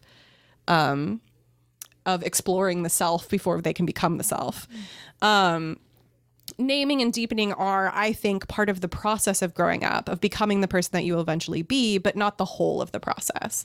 So in that same essay by Hammond, Seraphim, Cherubim, and Virtual Unicorns, Hammond writes, one of Meg's tests in A Wind in the Door is to convince Sporos, one of Charles Wallace's Farandulae, to deepen, to literally put down roots, to come of age. Progo tells her that the temptation for Farandula, or for man, or for star, is to stay an immature pleasure seeker. When we seek our own pleasure as the ultimate good, we place ourselves at the center of the universe. A Farah, or a man, or a star has his place in the universe, but nothing created is the center. Sporos and many of the other Farandulae would rather dance than deepen, but their self-centered dance is also one of self-destruction. If they do not join with their mitochondrion, they will die, and their world, Charles Wallace, will die too. The freedom of their youth is illusory. The true, if seemingly contradictory reality is described by Senex, Sporos' parent. Now that I am rooted, he says, I am no longer limited by motion. Now I may move anywhere in the universe. I sing with the stars, I dance with the galaxies, I share in the joy and in the grief. We Faerie must have part in the rhythm of the mitochondria, or we cannot be. So again, there's a sense of narcissism to not being deepened, the feeling that you and your pleasure are at the center of the universe. That's individualism. That's what that is. And when you deepen, you gain an understanding of your place among everything else. You're no longer limited by where you are in time and space. You're capable of understanding and in this world communicating with and traveling to all of space and time. What's important here to me is that the state of individualism that L'Engle suggests is not itself bad, right? She's not saying that all children need to immediately start participating in the great dance of the universe. There's a time and place to move out of this and into something new. Sporos is not shamed for being what is effectively a child, right? That's not what's wrong with Sporos. It's not that Sporos is a child that's the problem. His issue is not that he spent his life until this point this way. It's that he refuses to take the next step. His selfish embracing of one kind of joy, freedom of movement, the wild dance he's doing with his fellow Faranduli, harms others and prevents him from experiencing another kind of joy. Or, as my guy Philip Pullman quoted C.S. Lewis in his absolutely brutal takedown of Lewis's prioritizing of childhood, which is in the essay The Republic of Heaven. This is a quote from Lewis, where Pullman is like, you said this, my dude, and then you wrote the Chronicles of Narnia. What the fuck is wrong with you? So the quote is, surely arrested development consists not in refusing to lose old things, but in failing to add new things. I now like hawk, which I am sure I should not have liked as a child, but I still like lemon squash. I call this growth or development because I have been enriched. Where I formerly had one pleasure, I now have two. In fairness to Sporos, deepening is not quite so simple as liking two different foods, right? He does have to give something up. But what waits on the other side is another beautiful thing, another kind of pleasure, which he is denying himself out of fear of losing what he has. This feels very much like the decision to have a child. Mm-hmm. You have to give up a part of yourself that you will not get back. Mm-hmm. You at least not for a very long time. But there's a very common thing of like grieving the person you were. Yeah. Like I had to deal with that, like grieving the person I was, like mostly like in my career. Mm-hmm. Like I don't have the same ambition that I used to because my priorities changed and like I feel guilt about that. It's like I have to let that go to be a better person, a better mom. So like for me, I hear that and I was like, oh yeah, this makes sense. That's another, what you have done in that decision is another form of deepening. I deepened. And it's a form of deepening that I have chosen not to take. You're not deep. And I am not deepened. But I think... No, but you gotta get married. I did. And that is as somebody who, and you know what? It is good to get married for tax reasons here in the United States of America. There were some real material benefits to getting married, but also me shedding my fear of marriage was a form of deepening. Well, and then you're taking on a whole new person who... I'm tying my life to somebody as somebody who insisted for a very long time that love is not real. I'm normal and I have normal thoughts and feelings about things. Yeah. So normal. Especially when I was a teenager. So normal. We were both so normal. Shoot you in the face. Whatever, you'd still say that. It's so true. So true. You probably said it to me today. I probably. If not today, yesterday. I'll shoot you in the face. So again, in Spiritual Practices, Children Understand by Trudelle H. Thomas writes, to deepen is to sink one's roots the way a great tree sinks its roots into the earth. A farandola who agrees to deepen becomes a fara, resembling a primordial sea tree, which is firmly rooted within the cell's mitochondria. A fara can sway of its own volition, can communicate, and can even travel without uprooting. As these sea trees mature, they achieve great freedom and joy for themselves and also for all the other creatures that depend on them. Charles Wallace's health, the well-being of society, and ultimately the well-being of the earth are all dependent upon the faranduli choosing to deepen. Conversely, the failure to deepen accounts in part for the fact that, as Progo explains to Meg, your earth is ill with fish dying in the rivers, birds dying in the forest, people dying in the choked cities. So again, an indictment of individualism, not individuality. It seems that, at least according to Progo, many of Earth's problems can be directly traced back to our inability or unwillingness to deepen. So again, growing up isn't a perfect one-to-one for deepening, but it is an interesting comparison because it seems to coincide with the transition from one stage of life to another, which in terms of humanity, we have many of those stages, right? I can see this like, because this is middle grade, so you're going from like preteen to teenager. Like yes. I have a really specific memory, which is so strange, of like acknowledging that I no longer want toys. Like I have a very specific memory of being like, oh, from here on out, I'm not going to ask for toys. Yeah. I was okay with it. It was a weird thing to like, I'm moving into like puberty. Mm-hmm. You literally are giving up a different party. And I think deepening is, you're always becoming. no, truly, it is like thinking of again, book for children. Deepening is a thing that seems to happen once, right? But I think in reality, deepening is something that we do deeper and deeper all the time. We're always deepening our sense of self, our sense of selves, and like, And that's why growing up and growing older is good. yeah, and especially if you take the opportunity to deepen, right? Because not everybody is doing that. No, they're not. No. So if deepening is not growing up, but it's also not growing up, what is L'Engle suggesting here? If the majority of Earth approaches adulthood and doesn't deepen, that means the majority of Earth is out of touch with our connection to one another and to the universe as a whole, which, I mean, is she wrong? Especially after COVID. Yes, and I have something about that in here. There are numerous things to blame for ecological disasters, but if we did live in a world where we understood more broadly that we are part of a system, I think we'd be better off. Part of a society. Part of a society. Was that the quote where the guy's like, the Joker quote. We live in a society. in a I don't know what the actual like I have no origin clue, of that 'cause I is. didn't watch that one. No. One of the things to remember about this kind of argument is that the people who do the majority of the world ruining are not the average person, right? Your paper straws ain't doing anything. Yeah. Except making people mad. Yeah. The average person probably has a better sense of their importance than, say, the average billionaire, as in the average billionaire has an outsize idea of their importance. But I don't know. I think that we are increasingly being encouraged to think of ourselves in an individualistic sense instead of as individuals. So totally true. And I don't just mean here in the US because we live in a hyper individualist culture. I'm thinking of things like how different the vibe is at concerts now, where everyone is having a unique experience rather than experiencing music as a group. It is actually terrible. And some of that is, in my opinion, a post-COVID fear of being too close to other people, which is fair to a certain degree, right? Especially, I think, Younger on people. a younger generation who essentially have like a collective trauma around being too close to people. Like being told that's wrong and bad. Yeah, I think, And at the time it was. and it was, right? Like, I don't want to point the finger, especially at young people who grew up with that environment. Like, my cousin graduated high school. And her high school graduation had to be online, and I just like I can't even fathom what that was like, you know. But I also think that the isolation of lockdown, as well as how much of our lives are now lived online, has kind of done a number on our psyche. But maybe that's a topic for another day. If you know me in real life, it's a topic you have to listen to me talk about constantly. And we do talk about it. And we do talk about it constantly. And I'm not going to get too deep into it because it does require a soapbox, and You don't got one around here. I don't have one in You don't this have room. one in your office. I don't have one in this office. I should get one You should. I'm going to get you a soapbox. for me to stand on whenever I need to deliver a point. I'll get myself my tinfoil hat that I like Yeah. to put on, and you can have a soapbox. And together, we're the perfect pair. Unstoppable. Unstoppable. One last thing I want to talk about in this section is Charles Wallace and the struggles that he has at school.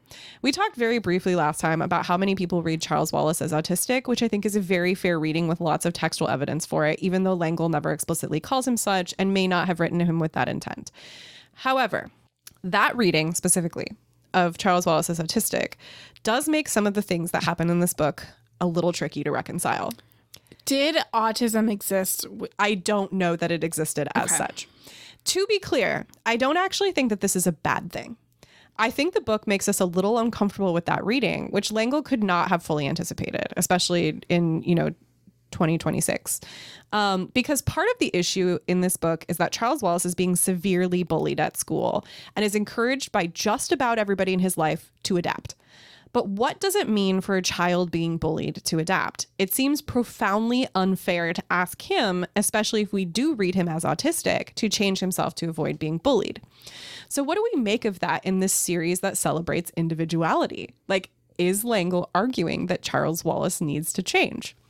As with many things in this series, I think there's a simplistic reading, Charles Wallace has to change himself to fit in, and a deeper, more interesting one. Mrs. Murray even says that Charles Wallace has to live in, quote, a world made up of people who don't think at all in any of the ways that he does, and the sooner he starts learning to get along with them, the better. A life form which can't adapt doesn't last very long. I have a question. Do you think Charles cares?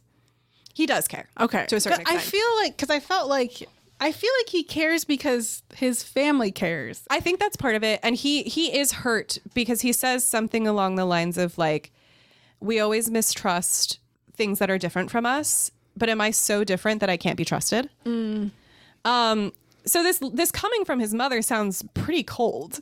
And this is a recurring theme that runs in the background of now, as Mary brought up earlier, I do want to make it clear that this came out in 1973 when attitudes towards things like autism or any form of difference were kind of a toughen up situation, right? So this may not have read as cold to a contemporary audience of that time as it would today.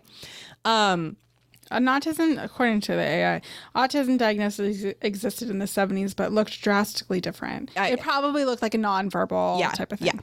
Yeah. But this is a recurring theme that runs in the background of the novel. Meg remarks that a child should always be safe in school. Calvin wonders if Charles Wallace would be better off in a school in a city where more types of people attend. And Mr. and Mrs. Murray connect the scream in the universe and the death of the mitochondria to the violence and fear that children are experiencing in school. So how do we connect that to the larger themes of the novel when it seems to be so contradictory? Blodgeny, I think, has a good answer for us when he says Charles Wallace's problem is to learn to adapt while remaining wholly himself. So what does that mean in practice? Does he have to tone himself down? Does he have to be himself and not care what others think? Like, what exactly do we mean by that? And I don't think we can know for certain what L'Engle meant, right? Especially, again, because I don't know that writing Charles Wallace as autistic was her intent. But I think contextually, we have a lot more to think about. Charles Wallace is being physically bullied, and he shouldn't have to endure that. And I don't think L'Engle is suggesting that he should, right? I don't think that she is suggesting that by not toning himself and his intelligence down, he is asking to be bullied. I don't think in any sense that's what L'Engle meant. The series thus far has prized individuality and suggested that even faults and flaws are worth celebrating. So in that case, how does Charles Wallace adapt? Well, first, the world should, in some sense, adapt to him, right? We should be more tolerant of difference. Charles Wallace should not be bullied, and it's not his fault that he is being bullied. Autistic people, or simply people who are different in some way, should not have to disguise themselves to fit in, and I do believe that wholeheartedly. However, Meg says we have to live together in harmony or we won't live at all. And I think this is very true. We all have to live together in harmony, and that goes every which way. I don't think that people who are different, for whatever reason, whatever that reason of difference is, whether it's like neurodivergence or mental illness or differences in race, gender, sexuality, all these kind of things, whatever the axis of difference is, I don't think that they should have to mold themselves to fit the norm. I think the norm, such as it is, should be tolerant of difference. But something I think about a lot, and I'm going to talk purely from my own perspective here. I'm a person with anxiety disorders, okay? I'm not autistic, so I can't map anxiety disorders directly onto autism or anything like that. And that's not what I'm trying to do. But I am going to give you my perspective as a person with anxiety disorders. And at least one other disorder besides that. As a person with anxiety disorders, there's a difference for me between asking for reasonable accommodations, such as please do not get drunk in my house, and unreasonable ones, walking into a bar and telling everybody to stop drinking now that I'm there. I have not at any point seen Charles Wallace ask for unreasonable accommodations, and I don't think that he should have to dumb himself down to make other people comfortable, right? I don't think that. That said, I do think we need to be cognizant of the fact that we have to live in harmony with one another. Yeah. If you have needs, that's fine, and you should be able to ask for reasonable accommodations. But we do have to live with one another. We should aim to understand one another. The onus should not be entirely on the quote-unquote different person to do so, which I think is where this book fails a bit, because it doesn't present us with, okay, so what does Charles Wallace do? Also, I think you could make the argument, which this is something I did do, that when Charles Wallace pops off, no one can learn. Mm-hmm. I had a teacher who would get off track very easily, and I would just bring up random things because I didn't want to do the work. And the kids can't learn if their teacher's like, stop. Right. And then being weird. So I guess you could make that point of like, by him doing that, he's making it harder for other people to learn the things that they need to learn. And yeah, so I think the book fails to show us what it means for Charles Wallace to adapt, but maybe that's something we'll get in book 3, because that one does have Charles Wallace as the central character. Even though I don't think that L'Engle is suggesting that Charles Wallace change himself to fit the world. It could also simply be the time in which she lived. Yes, and I think that's absolutely part of it as well. But I do appreciate how much the inclusion of this kind of background plot made me think about it. Like, again, rarely am I made uncomfortable by something in children's literature and made to really kind of chew on it, especially because I think of L'Engle as a very compassionate writer. So if I'm reading this, I can be like, oh, this is... okay, she doesn't call Charles Wallace ableist, but he definitely has autistic traits. So if I think of him as autistic, that means that Madeleine L'Engle is ableist. And I'm like, okay, that is one potential reading here and could very well be true, right? However, if I think of L'Engle as a very compassionate writer, that seems at odds with her love for faults and flaws in her characters, right? So then how do I meet in the middle? Right? Do I just call her ableist and call it a day? Or do I try to understand, is she doing something more complex here? Now, it could just be maybe Madeleine L'Engle was super ableist and thought that Charles Wallace should try to fit in with everybody. I don't think so. I don't think so either. I think his difference is really important to literally the world. Yes. And the way that I came to think about it, again, as a person who is not autistic, but who does have anxiety disorders and other disorders that impact the way that I move through society in some ways, the way that I could come to understand it was that it is reasonable for me to ask for accommodations in my home. Please don't get drunk in my house, right? That's a reason.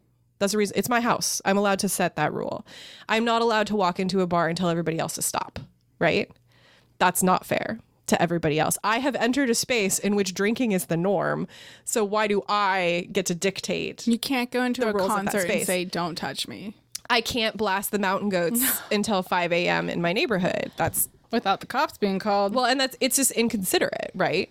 That's what I mean. And I like that this book made me chew on that and made me a bit uncomfortable with it. Again, I think some of this is the time period in which the book was written. I think some of it is like the idea of understanding Charles Wallace as autistic, even if he may not have been written that way. There's a lot that goes into this, but the fact that I was forced to, because I think of L'Engle as a compassionate writer, and a compassionate person, the fact that I was forced to try to understand what the Murray parents mean made this a richer reading experience than if it had simply been like, no, Charles Wallace, never change. You're perfect exactly as you are. Everybody else is the problem, right? That is fascinating to me, especially in this novel about deepening, about being part of community, about being part of this like great chain of creation, etc. The fact that it made me uncomfortable because it was unfair to apply to Charles Wallace, I think enriched the book. Yeah, I think that's fair. So enough about that. Let's talk about the really big ideas. A section that I have titled Religion/Faith/Humanism, because I couldn't settle on what exactly this is. We talked quite a bit in our Wrinkle in Time episode about why, despite me having a very fraught relationship with religion, this series actually helped me sort of transition away from my fear-based relationship to faith and into something much more gentle and I guess like awe-based rather than fear-based. You can go to His Dark Materials for that. If you want to dive deep into my psyche, you can email me. And I would like to deepen, that a bit here by returning to the idea. Every time you have the opportunity. There's actually a few times I said deepen or deepening and I didn't put after it, but I did do it quite frequently. So I'd like to deepen that a bit here by returning to the idea that in this series, L'Engle is crafting her own theology.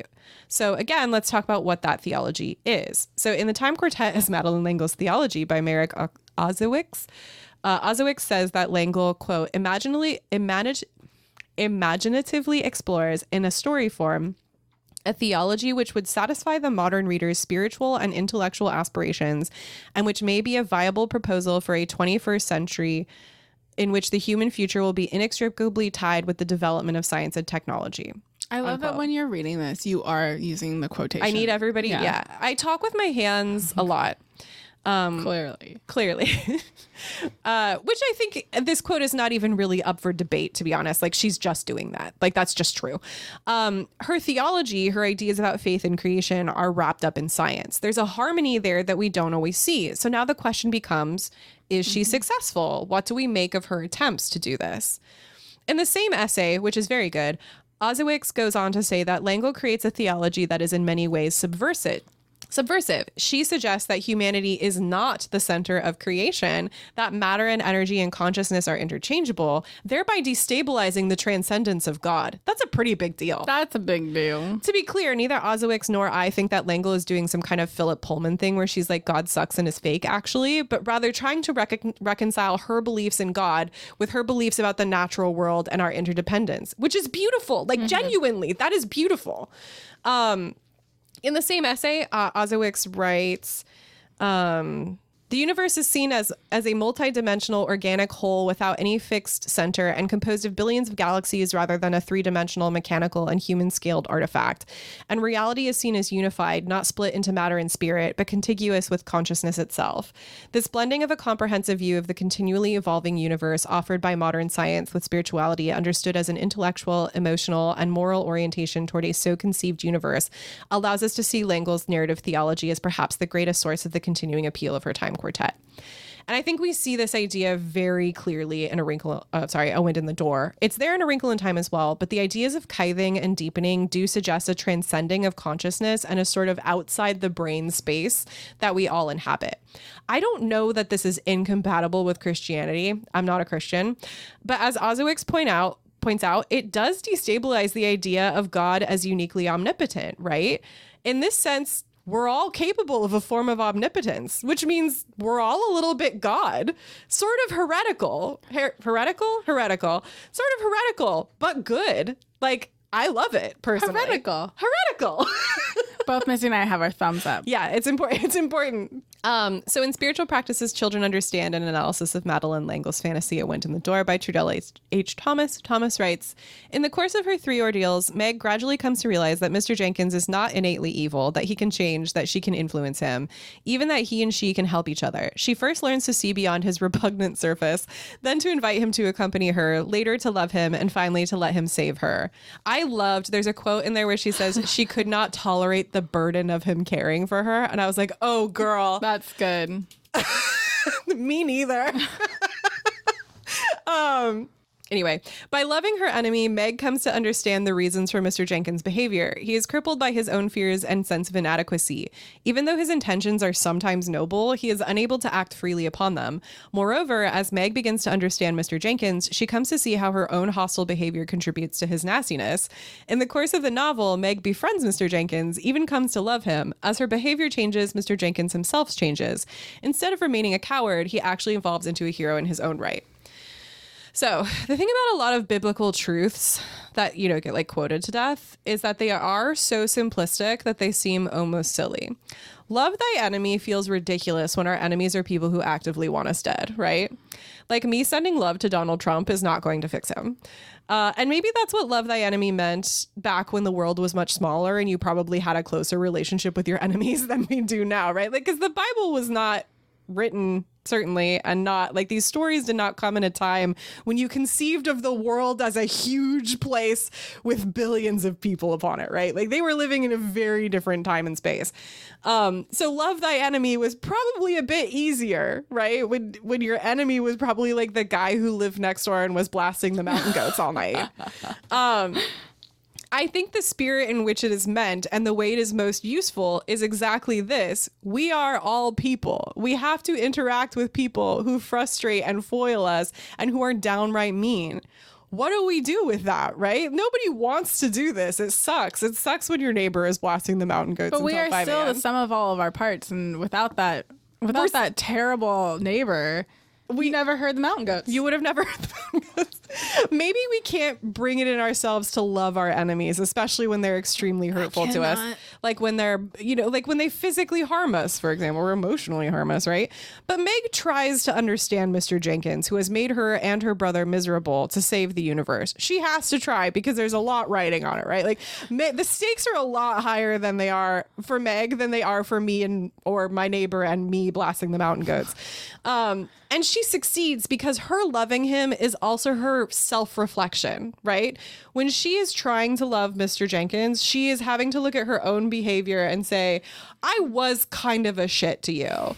And I refuse to accept that you might be looking out for my best interests in a way that does not work for me. Through her love and through that self-reflection and her naming of Mr. Jenkins, he does change, right? Now, again, this is a book for children. I'm not saying that we can love tyrants and dictators into better people. But the enemies of children are not that. Right. Perhaps the people closer to these tyrants and dictators could try, but that would be dependent on them not also being tyrants and dictators, right? Unfortunately, tyrants and dictators and fascists are surrounding themselves with other tyrants and dictators and fascists. We simply cannot defeat them with the power of love. And I don't think that's what Madeleine L'Engle is saying. No. I don't think any amount of sending anti-trans legislators Valentines is going to fix them, nor do I think it's the responsibility of the oppressed to fix their oppressors. But think smaller, right? Think closer. Be safe, obviously, but think on that level. What do we have to learn from one another? What do we have to teach one another at a very local, interpersonal level? Get offline. Sometimes you gotta get offline. Especially when the internet world consists of half bots. Yes. Learn to spot a bot. Yeah. Just assume everybody online is a bot. If there are numbers after their username, they're probably a bot. So now let's zoom out a bit from religion into something a bit more broad. Ideas of faith may be disconnected from religion, and then the idea of humanism. If you want to learn more about humanism, I recommend our episode on Good Omens. I know, but it's a good discussion for a lot of reasons. And listening to it doesn't give him anything. He doesn't get any money. But at its most basic, humanism is the stance that humans have agency and potential to give their own lives meaning. In this view, humans are capable of great good, but are not inherently so. We're complex beings of agency. Sometimes we do awful shit, but we are neither inherently good nor inherently evil. We are just agents. We have agency. We give our own lives meaning. Humans are capable. This is an important thing to Missy's core beliefs. It is absolutely. I am a fucking deep humanist. It is so important it is so important to my worldview that I am a humanist. So let's talk a little bit about despair. Sometimes I plan these transitions just to make a little joke. I have to congratulate myself on my own cleverness sometimes. So in Spiritual Practices Children Understand by Trudelle H. Thomas writes, a third sign of evil forces is despair, the absence of hope, the sense that life is not worth living, that a person has no purpose or inherent worth. Despair causes people to feel powerless and thus unable to improve their lives or even to see goodness where it does exist. Despair is especially pernicious because it is so self-perpetuating. One person's despair breeds more despair in others around him. Throughout Wind, the haunting voices of the ecthroid are always insisting nothing matters, no one really cares, nothingness is all there is. I think if we don't recognize our power to create meaning, to create our own meaning, that is a source of despair. Yes, right? Absolutely. This is something I think about often. Yes. If we don't believe in God or any kind of divine meaning or force, we can enter existential despair, the feeling of despair that comes from not being able to figure out our reason for being. The ecthroi, through Xing, are encouraging a specific form of pessimistic, nihilistic thinking that nothing matters, so why be anything at all? You don't need to do that though. If you don't buy into like a religion or whatever, it doesn't mean that you're going to be it kind of sounded like when you say that if you don't do this, you will have despair. Oh, no, because there are so many philosophical answers to this question. Yes. Go watch Everything Everywhere All at Once. It's a great introduction to the idea of just absurdism. The way you said it sounded that way. No, we can enter existential despair. Yes. We do not always. We have the potential to. I do not enter existential despair because I like the idea of absurdism. Because you're kooky. Because I'm kooky and weird. No, you should read The Myth of Sisyphus by Camus, which I honestly impacted me. It agreed with my worldview so much that I thought I misread it. That's funny. You can go listen to our episode on Hades to learn more about the myth of Sisyphus, specifically the version by Camus. I mean, it's an essay by Camus that talks about Sisyphus. Anyway, we are all destined to be, sorry, this is echoing with the point of the ecthroi. If nothing matters, why be anything at all? We're all destined to be alone and without meaning, so why be at all? Why be part of anything? Why not indulge our wildest destructive urges? Nothing matters. Nobody else matters, so just do whatever you want, right? Now, that's not a good way to live, but it is the way that many people live. Like, it is the way that many people live, with the self at the center, trying to fill the hole of meaning with whatever you can jam in there. Maybe it's money or power, right? As we see in a lot of like people who have a lot of money and power, they're trying to fill this existential hole, this hole of meaning with money and power. Even like, it's so funny to me to watch people try to fill the void in themselves with money, because I'm just like, what are you going to do with it? You have more than you could ever spend. What's the point? Yeah. Doesn't make any sense to me. But this You're a good person. but this can also be something less evil, right? This can be like trying to fill that void with sex or drugs or reading 10 books a day or your work or whatever. But those things themselves, right, are not meaning. They're just activities, right? That's not meaning. And how to deal with this has been a question probably since humanity first evolved our big brains, right? Religion has been a big way that we fill that hole for a lot of people, because we are turning over our agency to a god or gods and saying, you put me here, therefore it's your responsibility. You got this, dude. You know what the meaning is. I don't have to know what it is. But as science and atheism began to make people question the reliability of God or gods as an answer, we've had to come up with other ways to understand our meaning and purpose. So interestingly, L'Engle uses this very specific word of nothingness to describe the ecthroi and their effects, which reminded me of Sartre's Being and Nothingness, which I have not read and did not have time to read before this episode. So bear with me as I give a very broad and only half-informed overview. The title Being and Nothingness refers to the push and pull of human consciousness. Sartre suggests that human consciousness begins as nothingness. It is a state of absence defined by what it isn't, i.e., consciousness exists because it knows that it is not, say, a hamburger. I know that I am not a hamburger. I know that I am conscious. But what about babies? We'll get there. And I know that sounds like nonsense, right? We often define ourselves by what we aren't. An early stage of human development is being able to recognize ourselves in a mirror, because that means we are now able to distinguish between self and other, right? If I can recognize myself in a mirror, that means I have a sense of self. If I look in a mirror and I say baby, assuming I'm a baby in this circumstance, I know I'm not a hamburger, but I might be a baby. But if I look in the mirror and I'm a baby and I say baby, I don't recognize that baby as me. I don't yet have a sense of self, right? So in early stages of development, as I understand it, I'm also not a child psychologist. I am just a woman with a bachelor's degree in creative writing. Because when we can recognize the self, we can also recognize the other. When we can recognize the other, we can recognize the self. Does that make sense? Yeah. It's the definition through a sense of absence, or difference. Throughout Being and Nothingness, Sartre talks about the journey from recognizing the state of nothingness and its effects, such as what he refers to as anguish, which is what happens when you recognize that you have no excuses and you must be responsible for yourself and your actions. So he goes through the journey of recognizing the state of nothingness to accepting and recognizing that responsibility. And I think Mr. and Mrs. Murray have a discussion on a very similar note. Mrs. Murray is struggling with pessimism and despair because everything seems so terrible, right?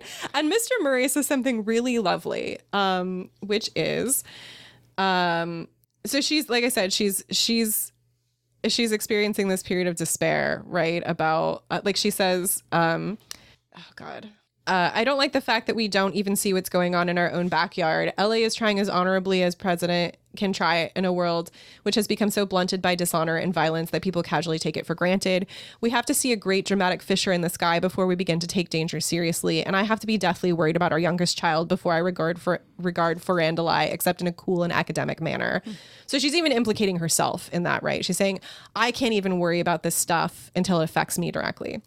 And Mr. Murray says, "My dear, this is not like you. With my intellect, I see cause for nothing but pessimism and even despair. But I can't settle for what my intellect tells me. That's not all of it." And she says, "What else is there?" And he says, "There are still stars which move in ordered and beautiful rhythm. There are still people in this world who keep promises, even little ones like your cooking stew over your Bunsen burner. You may be in the middle of an experiment, but you still remember to feed your family. That's enough to keep my heart optimistic, no matter how pessimistic my mind. And you and I have good enough minds to know how very limited and finite they really are. The naked intellect is an extraordinarily inaccurate instrument." It's not exactly the same thing, right? It's not like they're speaking directly to or about Sartre here. But it is about that resistance to anguish and despair. I really love the end of that in particular. The naked intellect is an extraordinarily inaccurate instrument, because a lot of this book is also about how using our minds is wonderful. Conceiving of the universe is wonderful. Learning about things is wonderful. But not everything can be understood with pure reason, right? Context matters. Context matters. Some things can only be felt. They can't be conceived, right?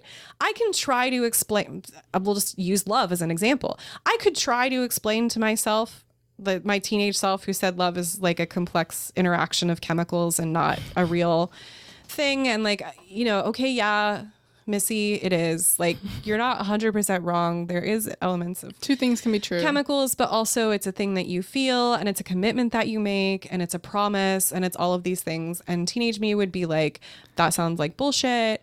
Why would you ever do that? Because how can you ever know the future? And then you're like, what if it fades? What You'll if it never goes do it. away? And then you have to say like, well, part of love is also the trust. It's the exchange. It's the faith. It's the vulnerability that comes with it. You have to feel it, right? I can't make my childhood self, presumably, I haven't actually tried. I could not. Maybe that's the problem. Maybe that's the problem.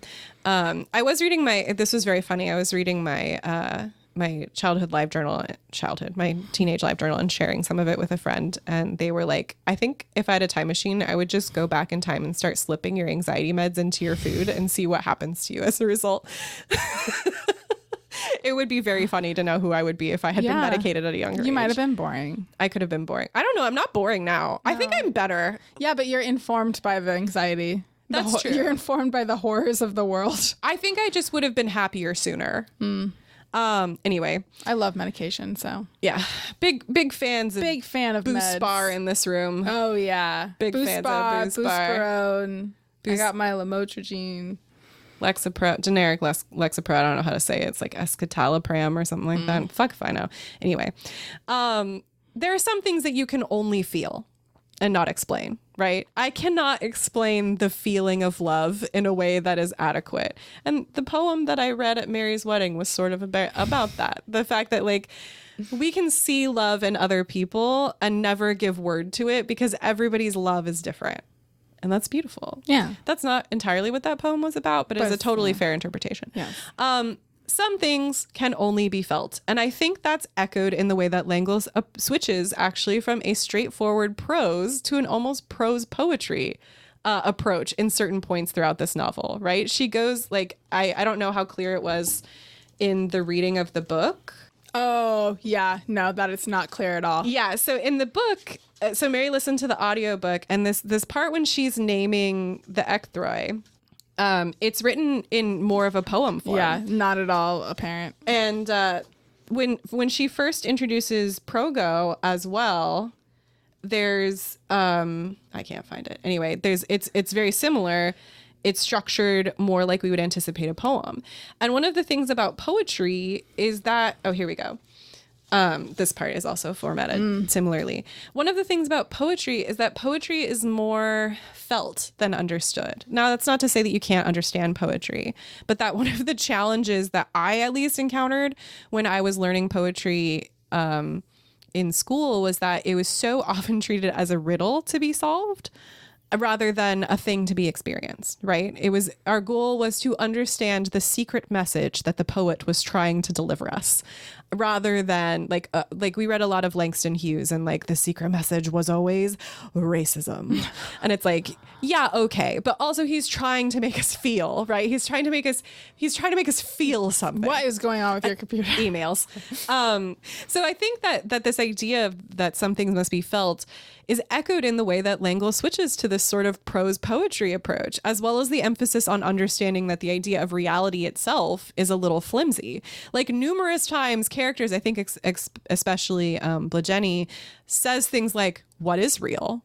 And it's like, that's a really difficult question when you try to think about it. I don't want to think about it. We've talked about that in episodes like The Matrix, for example. What is reality? Man, fuck if I know. I don't know. But I think that's the point. Throughout, the characters are asked to do impossible things, and they can only accomplish that through imagination. That means, especially as adults, we have to find a space of trust in feeling but not quite understanding. Something that we talked about in our episode on The Last Unicorn by way of John Keats's idea of negative capability.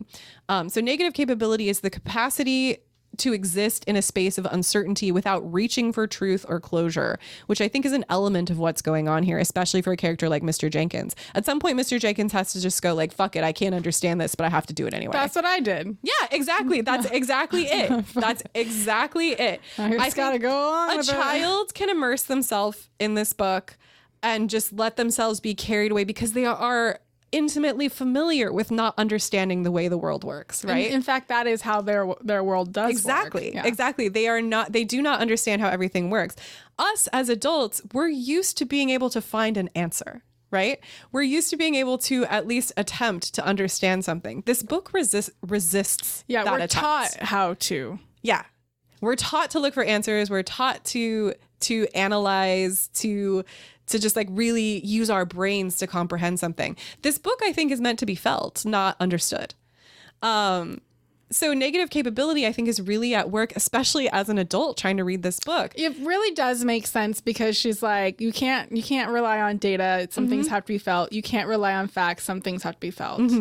So it does make sense. I suppose that makes sense. So again, I think as adult readers of this book, in order to appreciate what it's doing, I think we have to exist in that space of negative capability. We have to exist in the space of uncertainty without reaching for truth or for closure. There's an acceptance and surrendering to the unknown, which I think goes along with the idea that we're all interconnected, right? The idea that ourselves are part of something larger or deeper, something that isn't easily defined by reality.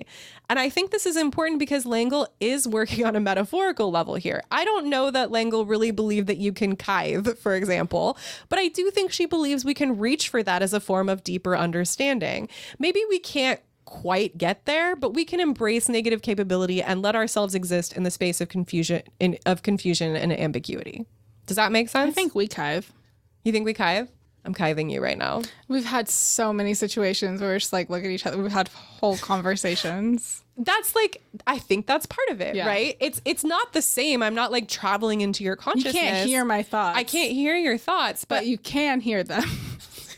But we know each other and we surrender to one another on a certain level, that there is an understanding between us that goes beyond the words that we speak. And sometimes we speak words, but it's only some. Yeah. Sometimes we communicate and it makes no sense to anybody else. 4 words and we've had a 10 paragraph conversation. Right. Like there's a level of understanding between us that goes beyond intellect, right? Yeah. And that's how I'm like with my daughter of like, people are like, what did she say? I'm like, oh, she said she'd love to have a bite of that banana. Yeah. This only comes from knowing somebody intimately and surrendering the self, right? Yes. It's a beautiful thing. Imagine if we really could do this with everybody. I don't know if I'd want to. It's not even that like I don't necessarily want to do this, but imagine if everybody accepted that this is possible. That we aren't all individualists. We would have to take into account other people. Yeah. It would be very difficult not to. And I think that's what this book is advocating, right? And it's not that it's without flaw. It's not that like it's not my favorite book in the series of the 3 that I remember, because I don't remember A Swiftly Tilting Planet like at all. This is my 3rd favorite. But I'm we'll interested. see if it's released. I'm interested to see how I feel about Many Waters as an adult. I don't know why I loved that one so much as a kid, but I fucking did. I read that book over and over. So yeah, I think this is a beautiful book, and I think it's hard for an adult to read. Yeah, I totally agree. And it's so fun. And I think L'Engle talked before about like, you can do this kind of stuff with kids. Adults have too many fucking questions. And that's part of the problem with being an adult, is that we have too many fucking questions. Yes. And I do. Yeah. And this book, and you did exactly what you need to do, which is just be like, I guess I'm just going to listen. I'm along for the ride. Whatever you're saying, I'm going to let it wash over me, and maybe I'll get some of it, Yeah. you know? Which is why I was like, it needed to be longer so I could understand more. Yeah. Do you have anything else to say about the book? No, it was I think what you said, it was not my favorite, but I think it was interesting to think about as an adult. Yeah. I think having read this as a child, and then fun fact, this book absolutely scared the shit out of me as a child. I found it completely terrifying. Not just this one? Yes. I found this book completely terrifying because if this is your first Fakey Girls episode, Welcome. You may not know that I am sort of just like guilt personified. And that I worry a lot about things that I have no business worrying about. The idea that there were whole societies of creatures living inside me that I then was semi-responsible for really freaked me out. Oh my God. I did not like that whatsoever. It must have been tough being you as a kid. It was not good. It had to have been tough. It was rough out there for Missy. I don't recommend it. I love the person that I am now, but I am the way that I am now because I was an insane child. I was not normal. I was not thinking about normal things. It's so funny because I was pretty normal and we were best friends. We balanced each other out. I said I was going to shoot you in the face. And you were right to do so. And I was right to do so. I mean, and we talked, listen, another episode, I'm always recommending our own episodes. You can go listen to our episode on Night in the Woods where like Mary and I had a whole falling out for and I forced myself a couple years. I shot Missy in the face. Mary shot me in the face, and that's why we're friends again. It wasn't a couple years. It was like 1 year. Anyway, if you enjoyed this episode, you can find us on. We're just going to be inexplicably laughing because I'm definitely going to cut that. But just know that Mary and I were just professing our love for one another in the strangest way possible. By shooting people. With threats. With violent threats. Violent threats. You can find us online at fakegirlscast.com, which has all of our previous episodes that I mentioned. Night in the Woods. That may not be relevant because you maybe didn't hear me mention it, but Night in the Woods. The Matrix, The Last Unicorn, His Dark Materials. There's another one. Good Omens. Good Omens. All of those available on our website. You could also consider joining our Discord. It's real quiet in there. I don't open Discord. I hate to talk. That's not true. I actually love to chit chat. But you love to yap. I love to yap. I don't. I'm born to yap. Unless it's Missy. Or on any of our other friends. But we do have a Discord. If you want to join it, email contact@fakegirlscast.com and I'll get you in there. Next time we're going to be doing the remaining Alien films as well as the TV show New Earth. I got to get started on that. And then after that, we will be doing A Swiftly Tilting Planet, Wrinkle in Time. And then we don't have, we'll obviously do the fourth one, but we probably should do one in between that. Right? Yeah, we'll do something else, I can't remember what I put. It's either Wicked or Fleabag. I made executive decisions. I think it's Fleabag. Which is that I wanted Mary to fucking watch Fleabag. It's Fleabag. I had really bad food poisoning again a month ago, and so I couldn't move, and all I did was rewatch Fleabag, and I'm like, God, Fleabag's a fucking good show. For some reason, the name. That's television, baby. The name and like the cover art of it just turns me off. It's so good. I know it's good. It's just one of those. I want to things. throw up with how good Fleabag is, I was throwing up last time I watched it. So true. So yeah, Fleabag and Wicked are coming up, and I think those will both be really fun episodes for different reasons. That's it. All right, catch you on the flip side.